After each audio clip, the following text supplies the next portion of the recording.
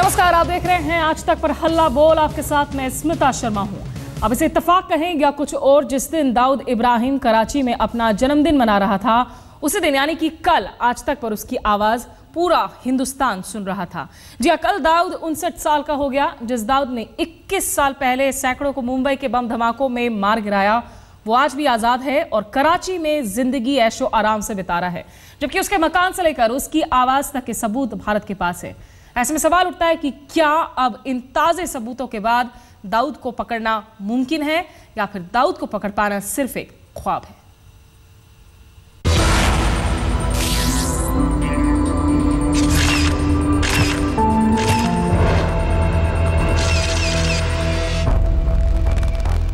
मेरी इतनी चीजें उसके बाप के नाम पर है और मैं इतना ट्रस्ट करता हूँ कि मैंने एक चिट्ठी भी लिख के नहीं दी है उनसे कि भाई मेरी क्या चीज आपके पास एक राइटिंग में एक लफ्ज नहीं लिखा। कराची से दहाड़ती इस आवाज को सुना आपने? जी हाँ, ये उसी दाऊद इब्राहिम कास्कर की आवाज है जिसे भारत के प्रधानमंत्री नरेंद्र मोदी देश की अदालत में पेश करना चाहते हैं। ये बयान पीएम मोदी ने सरकार बनने से पहले दिया था। अब सरकार बन चुकी है और सरकार कह रही है कि इंतजार कीजिए, नवाज शरीफ से मोदी बात कर चुके हैं। दाऊद को तो मैं समझता हूँ पिछली सरकार ने भी टारगेट किया था उसकी गिरफ्तारी हो सके और उसको भारत लाया जा सके, लेकिन उसमें कामयाबी हासिल नहीं हो पाई। लेकिन हमारी तरफ से भी प्रयत्न जारी है। मैं कोई अपराधी दुनिया के किसी भी देश में हो तो बचकर नहीं निकलना चाहिए। वैसे दाऊद का जहां तक प्रश्न है वो मोस्ट वांटेड लोगों में से है, जिसके संबंध में कि भारत ने भी पाकिस्तान से कहा है कि उसे हवाले किया जाना चाहिए और प्रतीक्षा कीजिए। नहीं, बातचीत हमारे प्रधानमंत्री जी ने पाकिस्तान के उनसे की है। अच्छा, प्रधानमंत्री से। सवाल उठता है कि आखिर कब मिलेगा दाऊद? क्या पाकिस्तान इतना शरीफ है कि वो भारत की बात मानकर दाऊद को सौंप देगा? जो पाकिस्तान दोस्ती की बात कर सीमा पर युद्ध विराम का उल्लंघन करे, जो पाकिस्तान हाफिज सईद को आजाद घूमने दे, वो दाऊद को क्यों छुएगा? शायद इसी वजह से पाकिस्तान में दाऊद खुद को पीएम की तरह देखता है। वो मेरे को देख के बताते हैं कि भाई अभी ये करना है या ये नहीं करना है। मैं तो यहाँ बैठा हूँ, पूरी दुनिया के अंदर से मैं वो इन्फॉर्मेशन जो मेरे को दे रहे हैं, वही अगर इन्फॉर्मेशन मेरे को गलत दें तो उसमें मिसगाइड हो जाऊंगा। कोई भी हुकूमत भी चलती है, प्राइम मिनिस्टर तो गली गली में जाता नहीं है, मुशीरी उसको आके और जो भी सिस्टम है उसको आके बताता है कि भाई ये हो रहा है, ये हो रहा है, उसके बाद वो डिसीजन लेता है। बिल्कुल सही है। तो इतना इनोसेंट यासिर भी नहीं हो सकता। खबरें हैं कि दाऊद की काली कमाई का पैसा आईएसआई के पास भी जाता है। ऐसे में दाऊद जैसे सोने के अंडे देने वाली मुर्गी को पाकिस्तान खुद अपने हाथ से क्यों मारेगा? ऐसे में इस बात का डर है कि कहीं ये आवाज सिर्फ सुर्खियां बनकर न रह जाए और नतीजा सिफर होकर न रह जाए। आज तक ब्यूरो।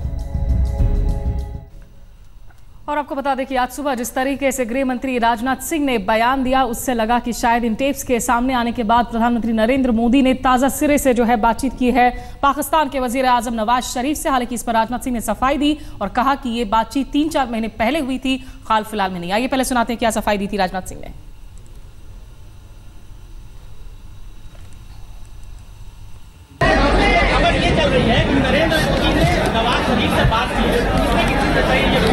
नहीं, इस संबंध में मुझे कोई जानकारी नहीं है। इस प्रकार की खबर चल रही है तो वह गलत है और मैंने कहा कि इस संबंध में कभी भी भारत सरकार की वहां के पाकिस्तान के प्रधानमंत्री से कभी बात हुई थी, आज बात हुई है या मैंने ऐसा कुछ नहीं कहा। और यह बेबुनियाद और निराधार खबर कैसे चल रही है, मुझे आश्चर्य है। तो अब जो है राजनाथ सिंह शायद अपना बयान बदलते हुए जिस तरीके से सफाई देने की कोशिश कर रहे हैं, कह रहे हैं कि पहले जो बातचीत हुई थी वजीर आजमों के बीच में उसका जिक्र कर रहे थे, ताजा किसी बातचीत की बात नहीं कर रहे हैं। ऐसे में सवाल यही बन जाता है कि दाऊद इब्राहिम को लेकर गाहे बगाहे जो खबरें आती रहती हैं कि सरकारें कुछ शायद ब्लू प्रिंट तैयार कर रही हैं उसे भारत लाने के लिए, उसे पकड़ने के लिए, क्या दाऊद को पकड़ना मुमकिन है? आप हमारे दर्शक भी हमारे साथ हल्ला बोल में रोज की तरह जुड़ सकते हैं। फिलहाल जो विशेष पैनल है वो हमारे साथ यहाँ पर मौजूद हैं। बीजेपी के संबित पात्रा, साथ ही साथ संजय निरुपम कांग्रेस नेता, वो हमारे साथ मौजूद हैं। स्टूडियो में मेरे साथ मौजूद हैं AK वर्मा साहब जो कि रिसर्च एंड एनालिसिस विंग यानी कि रॉ के पूर्व मुखिया रह चुके हैं, दीपक जो कि हमारे सीनियर एडिटर हैं और खास करके इन्वेस्टिगेशंस पर नजर बनाए रखते हैं इस तरह के मामलों में, वो हमारे साथ हैं। पाकिस्तान आपको लेकर चलेंगे। सुल्तान अली साहब जो कि स्ट्रेटेजिक अफेयर्स एनालिस्ट हैं, इस्लामाबाद से हमारे साथ सीधे जुड़ रहे हैं। और सबके पास जाने के पहले दीपक, अगर मैं आपसे जल्द से पूछ सकूं कि ये राजनाथ सिंह का जो यू टर्न वगैरह हो रहा है, लेकिन ये टेप्स की ऑथेंटिकेशन हो चुकी है, इस पर तो सरकार कोई यू टर्न नहीं कर रही है फिलहाल। देखिए, इसमें जो टेप्स दिए गए हैं, ये जाहिर तौर पे जो टेप्स दिए गए हैं वेस्टर्न एजेंसी से दिए गए हैं। ये कोई इंटेलिजेंस ब्यूरो ने या RAW ने टेप्स नहीं हासिल किए हैं। इस वजह से एक हल्का सा यू टर्न लिया है, क्योंकि बहुत ही स्ट्रेटेजिक ऑपरेशन अजीत डोवाल जो नेशनल सिक्योरिटी एडवाइजर हैं नरेंद्र मोदी के नेतृत्व में, वो इस ऑपरेशन को अंजाम देने की कोशिश कर रहे हैं। ऐसे में मुझे लगता है कहीं ना कहीं थोड़ा सा बैकफुट पर राजनाथ सिंह आज गए हैं। लेकिन हाँ, ये बात मैं ज़रूर कहना चाहूँगा कि अपनी पहली प्रेस कॉन्फ्रेंस से लेके होम मिनिस्ट्री की जितनी ब्रीफिंग हुई है, राजनाथ ने हम लोगों से, पत्रकारों से ये ज़रूर कहा है कि दाऊद पर शिकंजा कस रहा है। उन्होंने डिनाई नहीं किया है, डिनाई नहीं किया है। सुल्तान अली साहब, पाकिस्तान में इस खबर को लेकर किस तरह की हलचल देखने को मिल रही है? क्या पाकिस्तान में अभी भी वही आवाजें आ रही हैं निकलकर डिनायल कि दाऊद इब्राहिम तो है ही नहीं पाकिस्तान में, या इस सबूत को सबूत माना जा रहा है वहां? देखिए, जहाँ तक पाकिस्तान का मौक़िफ़ है, वो तो सरकारी तौर पर हमने हमेशा यही कहा है कि दाऊद इब्राहिम हमारे पास नहीं है। लेकिन अगर इस किस्म के सबूत आ रहे हैं जैसा कि आपने पेश किया और सुबह से इसके ऊपर बात हो रही है, तो मैं समझता हूँ कि अगर इस तरह की ये ऑथेंटिकेटेड है तो फिर हमारे जो दोनों सरकार है, हम उसमें हमारी बातचीत बंद तो नहीं है। हम एक दूसरे से बात कर सकते हैं, क्योंकि इस वक्त पाकिस्तान में एक ऑपरेशन जारी है कि अक्रॉस द बोर्ड हमने तमाम टेररिस्ट को पकड़ना है। तो अगर आपके पास कोई इस तरह की इंटेलिजेंस है तो आप हमसे फॉर्मली शेयर कीजिए, बजाय सिर्फ मीडिया पे बात करने। 1993 से लेकर अब तक काफी बार शेयर हुए पाकिस्तान के साथ, और खुद पाकिस्तान में कई ऐसे पत्रकार हैं जो लिख चुके हैं कि किस तरीके से क्लिफ्टन एरिया में दाऊद इब्राहिम की सिर्फ मकान ही नहीं है बल्कि एक पूरा का पूरा एम्पायर खड़ा है। लेकिन इन सबूतों को हमेशा से जो है नकारती रही है वहां की तमाम सरकारें।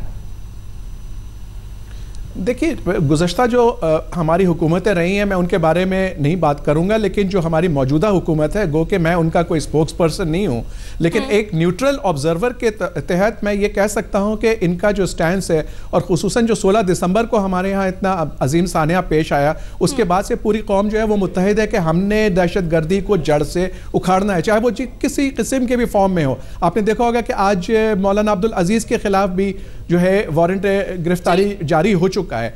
तो अगर दाऊद इब्राहिम के बारे में ये वाकई सबूत है तो हम आप हमसे फॉर्मली टेकअप कीजिए, और मैं समझता हूं कि इसको एंटरटेन किया जाएगा अगर इसमें कोई वजन है। क्या ये संजय निरुपम जी, आपको लगता है कि आज के दिनों में पाकिस्तान के हालात बदले हैं, और अब अगर मौजूदा सरकार पाकिस्तान की सरकार के साथ इस सबूत को पेश करती है, मामले को उठाती है, तो नतीजों में कोई फर्क नजर आएगा? देखिए, इस पूरे मामले के दो पहलू हैं। पहली बात, दाऊद इब्राहिम कराची में है, इस प्रकार की ऑथेंटिक जानकारी कई बार हमारी इंटेलिजेंस ने दिया है और इसको कई बार स्थापित करने की कोशिश की गई।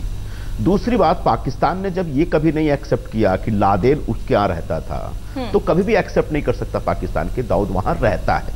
तीसरा जो महत्वपूर्ण पक्ष यह है कि नरेंद्र मोदी और श्रीमान ये नवाज शरीफ है, इन दोनों के बीच 1.5 साल की जो डिप्लोमेसी चलती है, उनके बीच जो एक अच्छा रिश्ता, उनके जन्मदिन पे मुबारक देते हैं और एक कहीं ना कहीं एक अच्छा रिश्ता दिखता है। तो ऐसे में नरेंद्र मोदी जी से मैं अपेक्षा करूंगा कि नवाज शरीफ से साफ साफ शब्दों में बात करें कि दाऊद इब्राहिम हमारे यहाँ का भगोड़ा है, मोस्ट वांटेड क्रिमिनल है, टेररिस्ट है, और उसको हिंदुस्तान के हवाले करें।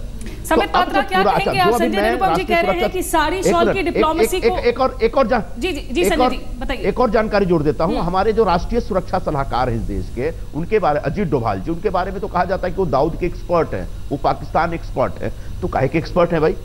अब आप दाऊद इब्राहिम को कैसे वापस लाया जाए, इस संदर्भ में पाकिस्तान की सरकार से बात करिए। और पाकिस्तान इस बदले हुए माहौल में जैसा आतंकवादियों के खिलाफ संघर्ष करने या फिर लड़ाई लड़ने का एक संकल्प व्यक्त कर रहा है, उसका एक फायदा उठाना चाहिए भारत। ये फायदा क्या उठाने की पोजीशन में है संबित इस वक्त भारत? नरेंद्र मोदी जो है दोस्ती की बातें भी कर रहे हैं नवाज शरीफ के साथ में, डायलॉग को कैंसिल भी किया है, लेकिन क्या दाऊद इब्राहिम को वापस लेकर आ पाना आपकी सरकार के लिए मुमकिन नजर आ रहा है? देखिए, पहली बात तो मैं एक पॉजिटिव नोट से शुरू करूं कि जो आज तक संभव नहीं हो पाया था वो नरेंद्र मोदी जी के सरकार के आने से संभव हुआ, और वो यह है कि जब नरेंद्र मोदी जी और अमेरिका के राष्ट्रपति बराक ओबामा के बीच वार्तालाप हुआ तो पहली बार जॉइंट स्टेटमेंट में दाऊद इब्राहिम का भी जिक्र आया कि दोनों देश अमेरिका और भारत दोनों मिलकर दाऊद इब्राहिम को परस्यू करेंगे। ये आज तक ऐसा नहीं हुआ था। और आपको याद होगा जिस अजीत डोभाल के विषय में अभी कांग्रेस के प्रवक्ता बता रहे थे, अजीत डोभाल जी अमेरिका में ही रुक गए थे, जबकि मोदी साहब हिंदुस्तान वापस आए थे और रुक के उन्होंने उस पर काम भी किया था, फाइन प्रिंटिंग भी किया था। दूसरा महत्वपूर्ण विषय है कि जो भी कदम इस दिशा में उठाया जाता है, ये प्रवक्ताओं को बताया नहीं जाता, किसी को भी नहीं बताया जाता है, और हमें पता भी होता तो हम शेयर नहीं करते। ये विषय चुपके चुपके करने का है, बड़बोले वचन बोलने के नहीं है। संबित, यानी कि आप कह रहे हैं पाकिस्तान के संबित, मुझे एक छोटे से ब्रेक के लिए रुकना होगा। यानी कि आप कह रहे हैं कि पर्दे के पीछे जो है कोशिशें जारी हैं। AK वर्मा साहब को भी मैं कुछ भी नहीं कहूंगा, जारी है, स्वाभाविक रूप से जारी होना चाहिए, मगर ये विषय प्रेस के लिए नहीं है, ये काम करने के लिए है। नहीं, लेकिन जब विपक्ष को घेरना होता है तब तो आप लोग इस मामले को प्रेस में लेकर आ जाते हैं। हम छोटे से ब्रेक के लिए रुकेंगे। संबित, वापस आऊंगी तो AK वर्मा जी को भी जोड़ेंगे कि आपने अमेरिका और भारत का जिक्र किया। क्या किसी संयुक्त साझा अभियान के तहत ही दाऊद इब्राहिम को पकड़ना मुमकिन है या दूसरे रास्ते भी मौजूद हैं? यहाँ पर हल्ला बोल में हम बात कर रहे हैं दाऊद इब्राहिम, क्या उसे पकड़ना मुमकिन है या नहीं। ट्विटर पर एक हमारे दर्शक वासुदेव मूर्ति, उनका कहना है कि डॉन को पकड़ना मुश्किल ही नहीं नामुमकिन है। जो फिल्मी डायलॉग है वो हकीकत में तब्दील होता नजर आ रहा है। AK वर्मा साहब, आप क्या कहेंगे? भारत को क्या उम्मीद होनी चाहिए कि आप सही में दाऊद इब्राहिम को एक्स्ट्राडाइट कर सकेंगे, या फिर आपको किसी सीक्रेट ऑपरेशन का सहारा लेना होगा, या अमेरिका जैसे किसी दूसरे ताकतवर मुल्क का? इसको दो दृष्टिकोण से देखिए। अभी तक हिस्ट्री क्या रही है, मुद्दत से कोशिश हो रही है कि दाऊद इब्राहिम को हिंदुस्तान के हवाले किया जाए। प्रूफ देते हुए भी पाकिस्तान मंजूर नहीं कर रहा है कि दाऊद इब्राहिम पाकिस्तान में है। दूसरा ज़्यादा महत्वपूर्ण है कि अगर दाऊद इब्राहिम यहाँ आ जाता है तो पाकिस्तान को क्या नुकसान होता है। उस नुकसान को देखते हुए मुझे नहीं लगता कि पाकिस्तान उसको यहाँ आने के लिए कोई भी इजाज़त देगा। मैं आपको संक्षिप्त में बताना चाहूँगा कि वो क्या नुकसान है। पहली बात, जो सिंडिकेट पाकिस्तान में बनी है, politicians, bureaucrats, military, ISI, terrorist, ये इसका खुलासा होने की चांसेस बन जाते हैं।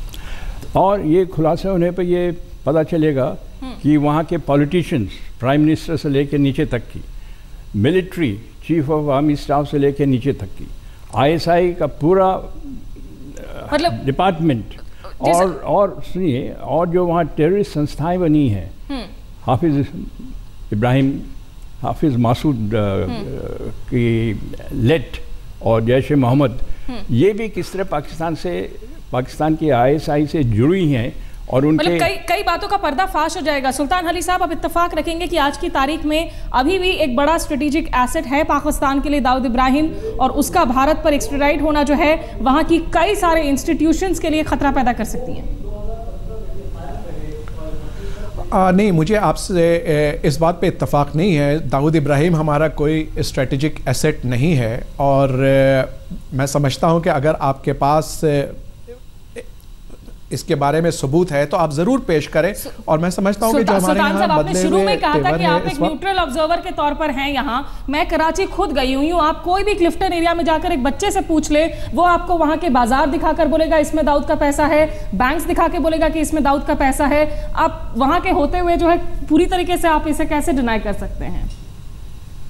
नहीं, देखें, आप जो बात कर रही है उसका थोड़ा सा मुख्तलिफ पहलू है। आपने कहा स्ट्रेटेजिक एसेट है, तो मुझे इस पे इत्तेफाक नहीं है कि ज़रूरी नहीं कि क्योंकि पाकिस्तान में तो इस तरह इतने सारे टेररिस्ट घूम रहे हैं, और फिर नॉर्थ वज़ीरिस्तान में थे जिन्होंने सेफ हेवन बना रखा था, लेकिन आखिर हमने उन सब के ख़िलाफ़ एक ऑपरेशन शुरू कर रखा है, और अब इसके ऊपर बहुत सीरियसनेस है कि हमने इन सब को पकड़ना है। तो इसलिए मैं कह रहा हूं कि अगर आप समझते हैं कि ये आपके लिए खतरनाक है और आपके पास पूरा सबूत है, तो मैं नहीं समझता कि हमारी जो इस वक्त हुकूमत है वो इनकार करेगी। वो कम से कम आपसे बातचीत करके, इसको एग्जामिन करके जरूर आपकी मदद करने को कोशिश करेगी। आप कह रहे हैं कि इसमें उम्मीद की किरण यहाँ पर होनी चाहिए, लेकिन यहाँ ज्यादातर लोगों को लगता है कि शायद जो इंडिया सेंट्रिक जो आतंकी संगठन या जो इस तरह के लोग हैं, उनके खिलाफ शायद ही पाकिस्तान अभी भी कोई कार्रवाई करने के मूड में नजर आए। तो आज तक में जिस तरीके से हमने खुलासा किया है कि दाऊद इब्राहिम अंडरवर्ल्ड डॉन और इंडिया का मोस्ट वांटेड अभी भी पाकिस्तान के कराची में आज़ाद घूम रहा है और उसकी जो टेप कॉन्वर्सेशंस हैं, इसको जिसने एक्सपोज किया है सौरभ शुक्ला जो कि वरिष्ठ पत्रकार हैं, वो भी दिल्ली से हमारे साथ जुड़ चुके हैं। लेकिन आइए पहले आपको सुनाते हैं उस टेप का एक हिस्सा, उस कॉन्वर्सेशन का एक हिस्सा कि दाऊद इब्राहिम आखिर क्या कुछ कह रहा है दुबई में मौजूद एक शख्स को। टीका पलट तो मैं इसलिए नहीं करता हूँ कि मेरे को कोई कोर्टों में नहीं जाना है, मेरे पास खुद कोर्ट लगी हुई होती है, मैं खुद जज होता हूँ अपने केस का। और अल्हम्दुलिल्लाह अनजस्टिस मैं किसी के साथ करता नहीं हूँ और अपने साथ होने दूंगा। वो मेरे को देख के बताते हैं कि भाई अभी ये करना है या ये नहीं करना है। मैं तो यहाँ बैठा हूँ, पूरी दुनिया के अंदर से मैं वो इन्फॉर्मेशन जो मेरे को दे रहे हैं वही अगर इन्फॉर्मेशन मेरे को गलत दें तो उसमें मिसगाइड हो जाऊंगा। आगे इस तरह बढ़ो, अगर इधर माल पूरा बिकता है तो बेच दो मलिक वाली, और नहीं तो हमारा 25% तुम पहले अलग कर दो। ये माल हम बेचने नहीं देंगे इस कंडीशन में, समझ में आया। कुछ तो इन्वेस्टर लोग को भी अपन कर सकते हैं कि भाई ये अभी ये है, नहीं समझ में कि इकट्ठा वो जिसमें 10 मिलियन दिया है उसको प्रॉफिट अगर 30 मिलियन का हो रहा है मिसाल के तौर, तो उसको अपन बोल सकते हैं कि भाई तू 20 मिलियन ले ले प्रॉफिट, नहीं समझ में। तो दाऊद इब्राहिम जिसकी आवाज आपने सुनी अभी टेलीविजन स्क्रीन्स पर, इस कॉन्वर्सेशन में जहां ये दावा करते हुए कि उसका रुतबा आखिर कितना बड़ा है कराची के अंदर, पाकिस्तान के अंदर, कि वो खुद ही जज भी है और उसकी अपनी अदालत भी है। हम इस चर्चा को जारी रखेंगे हल्ला बोल में हमारे तमाम मेहमानों के साथ कि क्या दाऊद इब्राहिम को पकड़ना भारत के लिए मुमकिन है। आप भी जुड़िए हमारे साथ हल्ला बोल में। ब्रेक के